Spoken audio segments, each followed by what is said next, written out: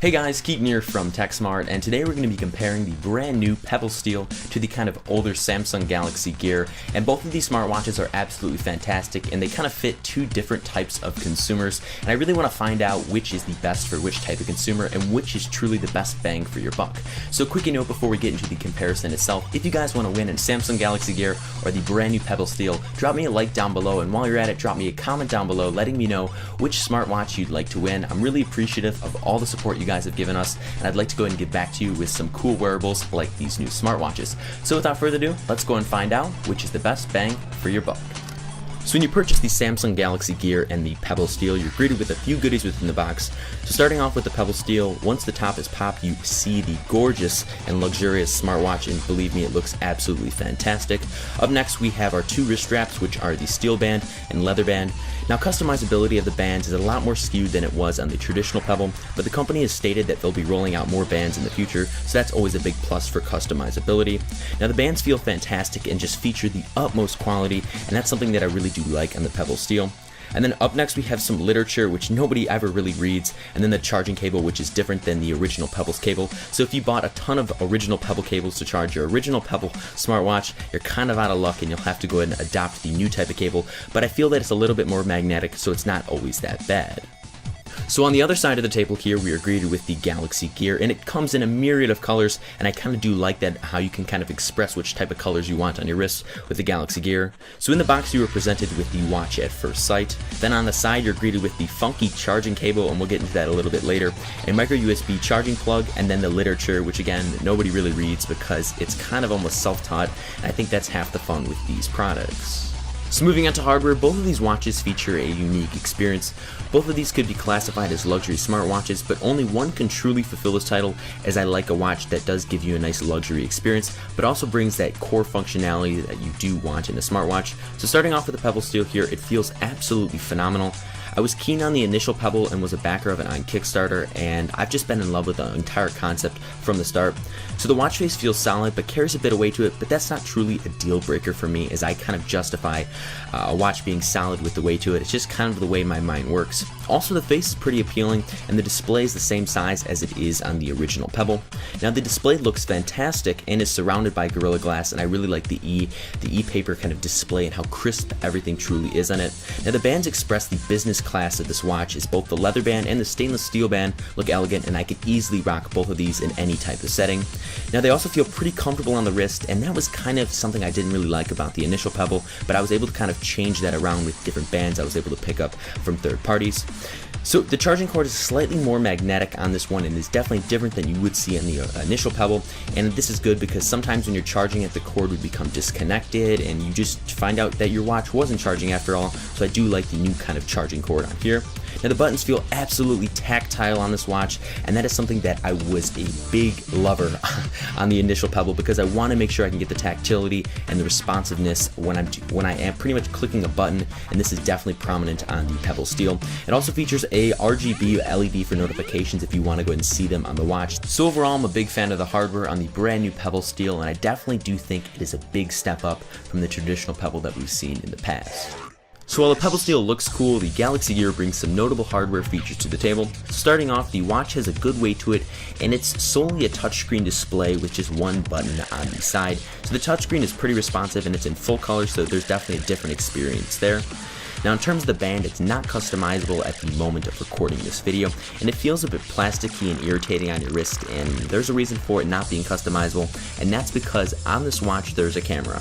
Yes, you heard me right, it's on the camera, it's kind of bulging out, and it looks a bit weird when you're walking around with a smartwatch, and I don't really know too many people that are going to take pictures with their smartwatch in public, but that's just me. I really didn't take pictures of anything, but it's okay. I mean, it's just a camera on a watch. So the watch feels clunky and on your wrist, and like the Pebble, which feels less obtrusive, I felt that the Galaxy Gear constantly reminded me of a G-Shock watch. No kind of beef to G-Shock, as I do like a G-Shock, but I always knew that I was wearing a smartwatch, and that's just not something that I want to do.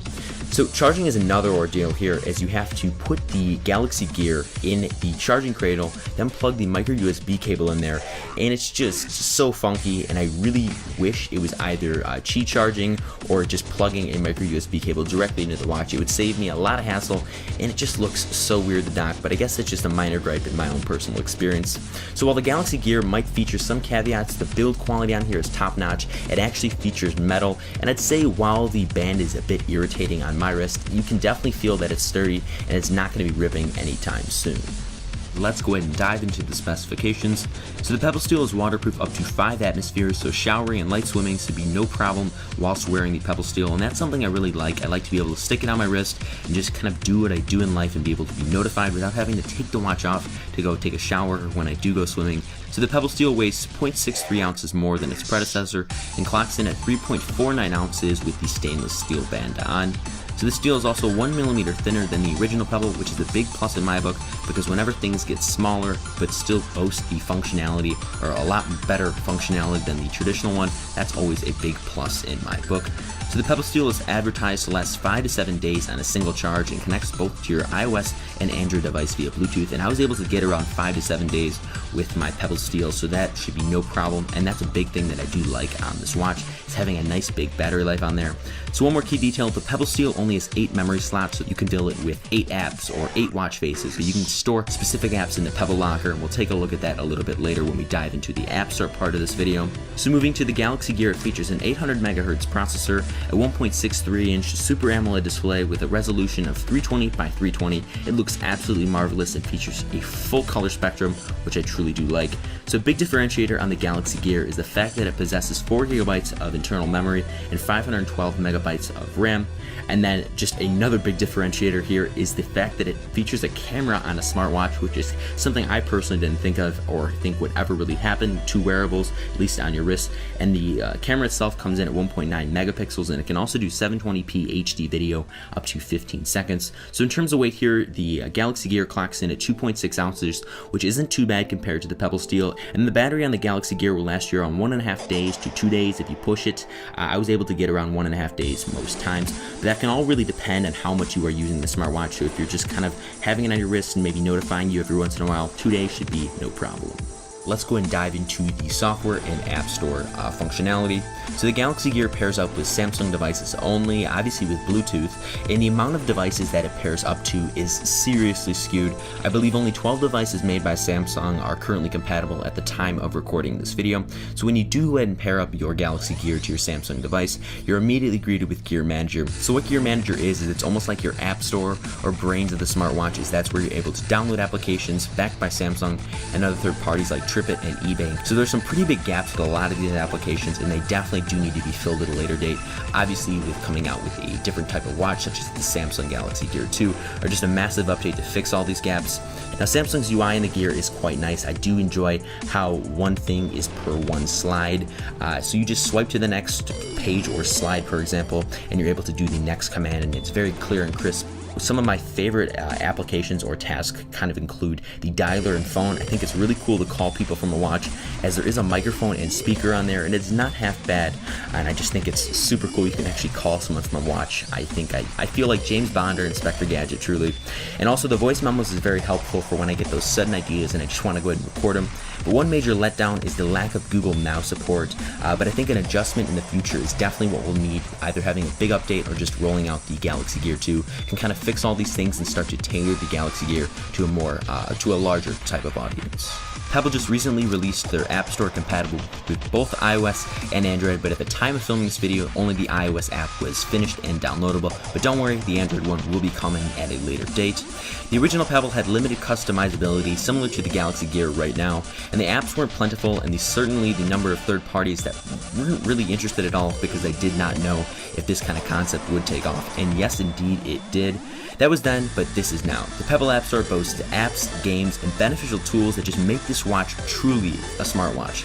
You can store all your apps and watch faces in the Pebble Locker, which keeps everything organized for your selection, and it's really easy to go and drag and drop them onto your Pebble smartwatch and just kind of keep them all organized within the locker, and I think that was brilliant on Pebble's part.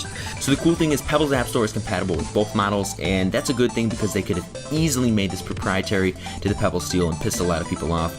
So for some of you guys asking for my favorite favorite apps or utilities to do on the Pebble is being able to see the weather, my stocks, and battery life.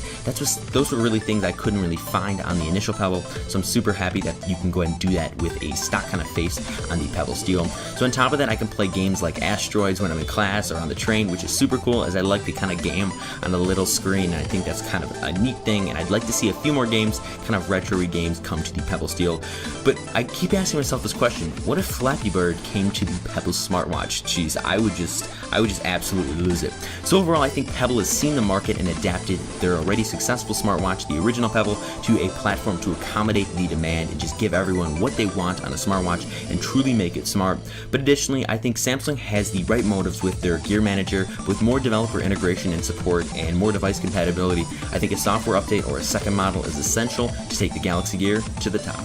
So overall, if I had to make a recommendation for anyone who wanted to buy a Samsung Galaxy Gear or Pebble Steel, I'd definitely tell them to go with the Pebble Steel. The Pebble Steel starts at $249 and is featured in both the stainless steel and matte black configurations. So the Pebble Steel is an elegant, smart timepiece that I could easily rock at any type of business event without being questioned. The fact that the Pebble works with both iOS and Android is a big plus in my book, and that's definitely the explanation to why they are so popular. And the fact that you can swap out the bands, again, is a big plus in my book, mainly because you can go ahead and mix, match, customize, do whatever you want, as the Samsung Galaxy Gear does not feature that type of option. On top of all that, the Pebble app is littered with new features that justifies why you'd want to upgrade to the Steel over the original Pebble because of the extra memory space that you're going to be getting. So on the contrary, the Galaxy Gear is still a great smartwatch, and although it'll cost you around $299 and is featured in a myriad of colors starting from orange, green, rose gold, black and white, and just a few, I think there's a few other ones in there, it features a lot of problems. The Gear Manager is very limited, and the fact that it can only work with 12 devices and mainly just ones made by Samsung, it kind of is forcing you to, even if you want to go ahead and try this out, you're going to have a Samsung device, and I'm not a big fan of that.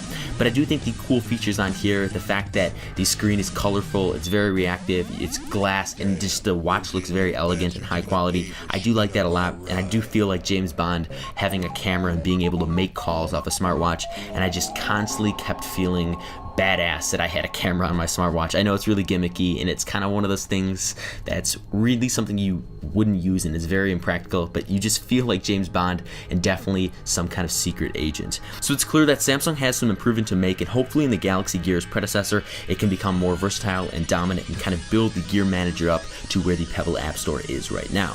So at the end of the day, the Pebble or Pebble Steel is where your hard-earned dollars should be spent on a well-rounded wearable.